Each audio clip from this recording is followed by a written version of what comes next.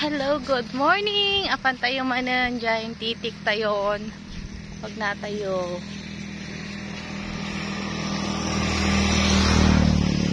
Sabi, madalanan tayo kakapsat. Hawan ti service tayo nga mapan. Yan mga kakapsat. Katayon dito yan ti tarakan tayo nga iti.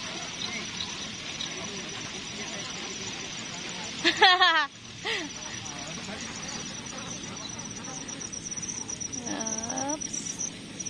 Siya po yung pinaka dati po naming katuwang sa pag-aalaga ng itik, at ngayon po ay kakabsat ay tumutulong po ulit siya dito sa atin, kaya mga ilang days din po, mga 3 days po ay nakapagpahinga po tayo sa bahay, at sabi niya sila na lang daw muna plus yung kapatid ko at saka isa po nating kasama dito na nag-aalaga, ang nagbantay. Yan. So mamaya ko close up ko po ulit ang ating mga alaga. Yan, kumakain sila. Isama tayong sikat ng araw. Sa ngayon kakabsat ay kita na ang improvement ng ating mga alagang itik, unlike sa mga nagdaang vlog natin dito sa mga alaga natin, na kung titignan natin nun ay mapapakamot ka na lang sa ulo dahil hindi talaga maganda ang kanilang aurahan noon. Alam ko kakabsat na ang tanong na ito ay naglalaro sa inyong isipan, lalong lalo na po yung mga nag-aabang ng mga RTL o nagbabalak bumili ng mga RTL na itik para ito ay gawin nilang paitlugin. At dahil may history ang ating mga alagang itik, ay andon yung doubt na mararamdaman po sa kaisipan ng bibili dito sa mga alaga natin. Dito ngayon papasok sa kanilang kaisipan ang tanong na kumusta naman kaya ang magiging egg production ng mga itik na ito pagdating ng 6 months na kung saan mag-produce na ng itlog ang ating mga alaga. Disclaimer lang kakabsat, ang aking ibabahagi ay ayon sa aming sariling karanasan dahil hindi po ito yung unang karanasan na naranasan namin dito sa ating mga alaga na naka-skim sila ng chemical gawa po ng taong punong-puno ng inggit sa katawan.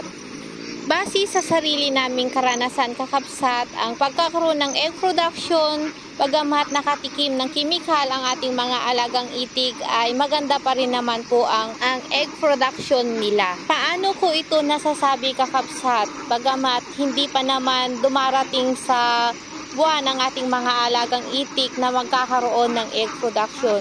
Ito ay base sa aming sariling karanasan. Ibabase ko po ito doon sa inalagaan natin sa housing na naka-poultrying itik. Kalahati po doon ay galing po sa nakatikim din po ng chemical, dahil sa pag-aalaga po namin kakabsat ay sinusundan po kami ng napakabait na tao. Masabi kong napakabait na tao kakabsat, kasi sa kada palaki namin ng seho kakabsat ay pinipitikan po nila ng konting chemical para mabawasan ang ating mga alaga. At yun po yung pinakaunang karanasan namin ng pag-aalaga ng itik na nakapolt. At ang naging egg production nito ay umabot pa rin naman kakabsat sa 90%.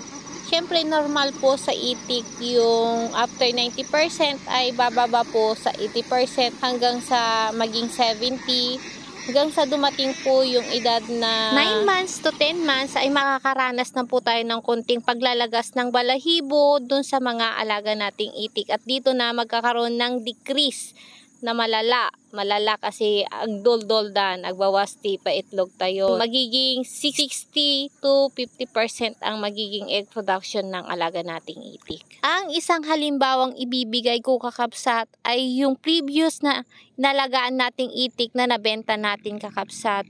Ang previous na inalagaan nating itik ay nag-update po ang nakabili doon sa agent na kausap po natin, at ang agent na yon ay kadikit po natin, kaya kahit papano nagkakaroon tayo ng update dun sa previous na inalagaan natin. At according po dun sa nakabili ng itik ay mabilis ang pag-angat ng egg production ng ating inalagaan. Subalit ito kakabsat ay nakaranas din ng katulad nung naranasan ng alaga nating itik ngayon. Ito po ay hindi po namin sinasadya na yung napastulan nating bukid ay hindi pa nawawala yung bisa ng kimikal na nilagay po ng mga farmers na nagtanim po ng pakwan. Kaya marami din po kakabsat ang namatay dun sa mga alaga nating itik noon. Yan kakabsat, tapos na po tayong mag-duty dito sa alaga nating itik at nakakulong na po tayo.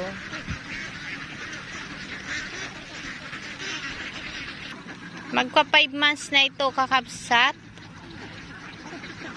Yung mga malilitang katawan noon kahit papano nagkaroon na rin po ng improvement. Ito kakabsat ay pambenta natin pero mag-iiwan po kami ng kaunting aalagaan mula dito. Yung pipilian ng magiging buyer natin, yun po yung aalagaan natin para paitlogin. Dahil sa pag-alaga ng itik kakabsat ay mayroon po yung tinatawag nilang bansot. Yun po yung kadalasang nahuhuling ibenta kung ibebenta lahat ng nag-alaga dahil ito ay kailangan muna niyang palakin ulit, i-recover para gumanda ang kanilang pangangatawan. Subalit, yung kung matitira sa atin ay papaitlogin na po natin kakabsat. At turning 5 months ng ating mga alaga ngayong July 28, this coming August 28 ay 6 months na po ito kakabsat. Pero kung may magkakagusto dito sa alaga natin at the age of 5 months ay siguro bibitawan na rin po namin ang iba at ititirep po natin